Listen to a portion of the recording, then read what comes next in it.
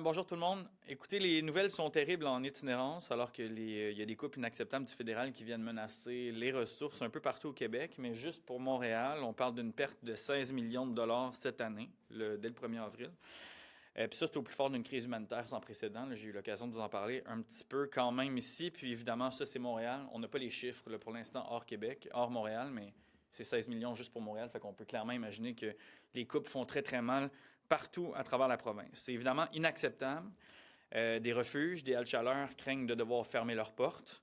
Puis des projets d'accompagnement en réinsertion en logement, notamment des projets pour femmes aussi, vont pas pouvoir voir le jour. C'est vraiment quelque chose que je dénonce vertement. Et cette trahison-là du fédéral, elle est passée silence radio par le gouvernement du Québec. J'ai pas vu la ministre Bélanger, j'ai pas entendu le gouvernement caquiste monter aux barricades pour dire et revendiquer ces sommes-là qui sont coupées. On a vu les groupes communautaires sortir samedi, là, ça fait déjà plusieurs jours de ça maintenant, et j'ai rien vu, rien entendu de la ministre Bélanger. Alors aujourd'hui, je lui demande de faire preuve de leadership. Est-ce que son budget va compenser les pertes du fédéral en attendant? Est-ce qu'elle va aller exiger les sommes à Ottawa? Les besoins sont immenses, puis couper en itinérance, c'est une catastrophe.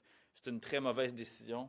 Vous avez Alexandre dans Hochelaga-Maisonneuve, mon côté dans le sud-ouest, évidemment, centre-sud, qui sont les épicentres pour Montréal. Puis on sait qu'à cette heure, ça touche Québec, Sherbrooke et les autres villes en dehors de Montréal. Donc, véritablement, c'est quelque chose qu'il faut corriger.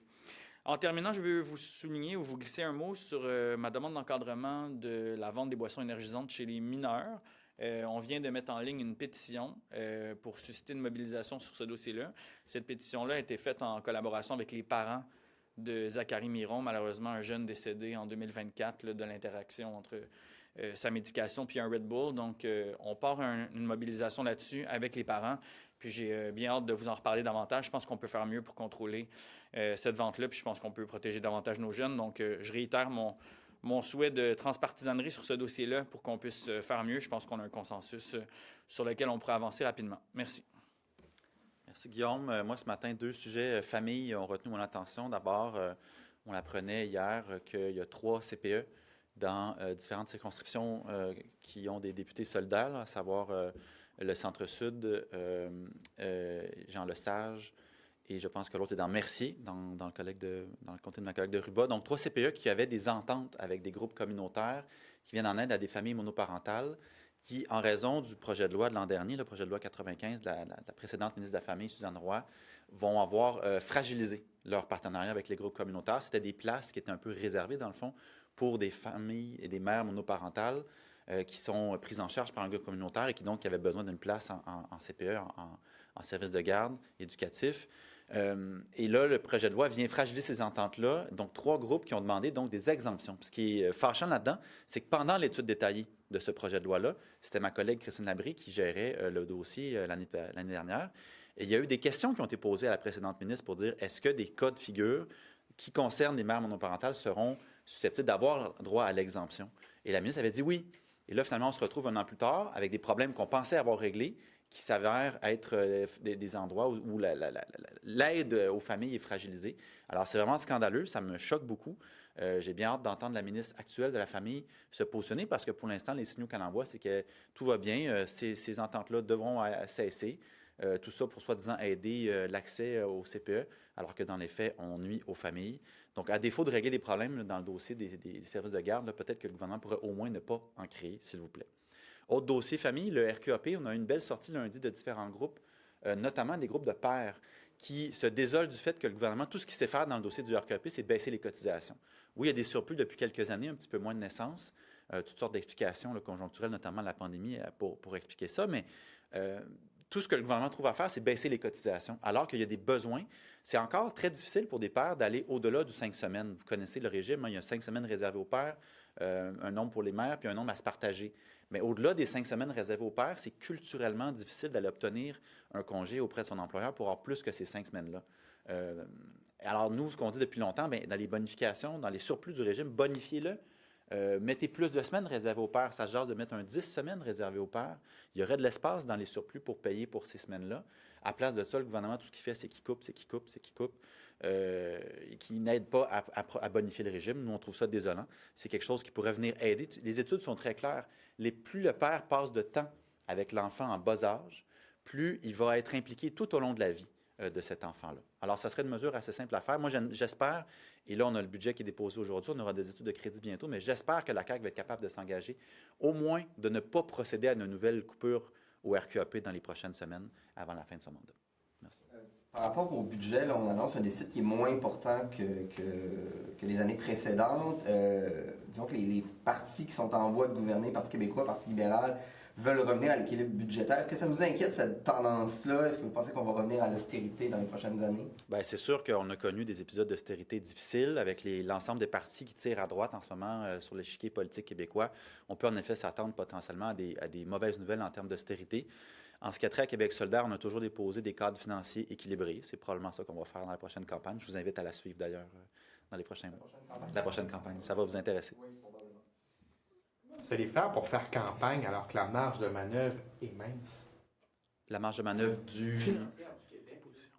Bien, il faut qu'on aille chercher de l'argent supplémentaire. Il est toujours possible.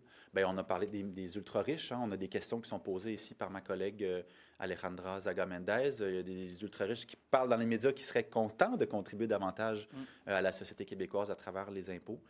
Donc, c'est quelque chose qu'il faut aller regarder. Ça peut être combien, selon vous? Je vais rajouter un.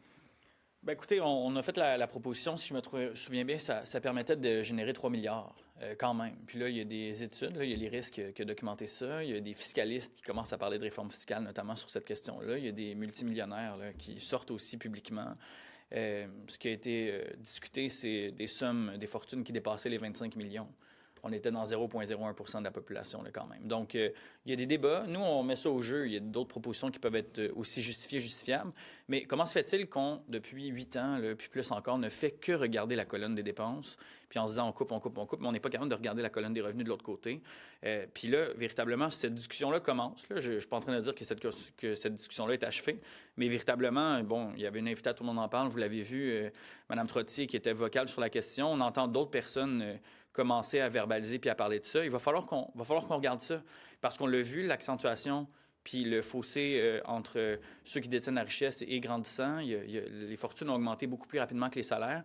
Puis, bien, véritablement, je vais vous poser la question très claire. Est-ce qu'on peut vraiment se permettre de moins investir dans nos hôpitaux? Est-ce qu'on peut vraiment se permettre de couper dans les services publics? La réponse est non. Alors, il va falloir un moment donné, qu'on accepte de regarder cette colonne-là aussi. Vous pensez de l'enveloppe, du coussin, du petit cochon, de la tirelire que veut se garder Éric Girard pour le ou la successeur de François Legault? Avez-vous un ordre d'idée du montant ou de l'ampleur de cette enveloppe-là? Ben, c'est un peu spécial. C'est comme si le gouvernement jouait un peu au Monopoly. Là. Je vais te laisser passer go réclamer 200 $. Je vais te laisser un tour à jouer pour le prochain chef. Ça démontre la mauvaise planification de ce gouvernement-là. C'est eux qui ont décidé de la date de leur course à la chefferie. C'est eux qui ont décidé ou pas décidé pendant plusieurs mois d'avoir un budget, pas de budget, l'apprendre à la dernière seconde qu'il y en a un quelques semaines avant la course. C'est leur chaos, c'est leur cafouillage. C'est pas très beau à voir. Il y a des rumeurs de prorogation. Vous pensez quoi? Est-ce que ce serait une bonne chose qu'il y ait une petite pause? Il y a eu des rumeurs de prorogation pour cette semaine. Hein? Il y a des rumeurs qui disaient qu'on ne viendrait même pas cette semaine. Il y en aura des rumeurs pour une prolongation. On verra. On verra. Nous, on a du travail à faire. On a du travail dans nos circonscriptions, on a du travail ici, il y a des projets de loi importants sur lesquels on veut travailler. Le projet de loi de la Constitution qu'on essaye de dire que c'est nos mauvais projets qui devraient être retirés. Ça pourrait limiter la possibilité que ce projet de loi soit adopté parce qu'on parle du temps aussi, ce ne serait pas une bonne chose. C'est sûr que ce n'est pas une demande de Québec solidaire de proroger le Parlement. Ça, c'est sûr que non. Mais s'ils veulent proroger, eux autres, ils le feront. Ça se fait, là, après le nouveau chef, c'est possible d'adopter le budget. Tu sais, je sais pas trop, là, avec les travaux parlementaires, vous connaissez ça, là. C'est possible, dans l'échéancier, de continuer l'étude du budget puis d'adopter ça avant le 12 avril? Je sais pas si vous me suivez, là, ou c'est moi qui... Notre lecture préalable, puis on a fait le calendrier, mais après ça, moi, je ne suis pas maître de tout ce qui va se passer au Salon Rouge. Là. Je veux dire, nous autres, on contrôle une partie de ce qui se passe dans nos interventions, mais à mon humble avis, oui. Là. À mon humble avis, ça rentre. Mais après... je ne sais pas quelle séquence va être adoptée dans les prochains jours de la part aussi du gouvernement. Mon collègue Alexandre disait retirer le projet de loi 1. On peut faire ça sans faire une prorogation. Là. Je veux dire, il y a d'autres commissions qui peuvent rouler. Justement, moi, je vous pose la question, est-ce que Simon-Jolin Barrette, aujourd'hui, en déposant son projet de loi sur la réforme là, de la déontologie des juges, ne vient pas de nous admettre finalement qu'il retirait son projet de loi de Constitution? C'est une vraie question. Là. Il a son projet de loi 10 qui est en cours déjà, qui va commencer une étude détaillée à un moment donné. Là, il veut déposer un nouveau projet de loi qui doit être entendu. C'est la même commission, tout ça. Là. Tout ça est à la commission des institutions, c'est le même ministre. Donc, moi, je veux dire, on n'est pas contre la tarte aux pommes, là, la déontologie des juges, tant mieux. Puis si on peut faire mieux, faisons-le. Allons écouter ceux qui ont intervenu dans le dossier pour voir qu'est-ce qu'on peut améliorer. Mais il ne reste plus de place pour son projet de constitution. Donc, moi, je vous invite à aller poser la question. Est-ce qu'il ne vient pas là, de signer l'abandon du projet de loi 1 tel que recommandé puis demandé par ailleurs par la société civile? Hier, 800 groupes ont demandé ça. 14 000 signataires dans la pétition qu'on a déposée, sans parler des 3 partis d'opposition qui ont demandé le retrait dès le début du projet de loi.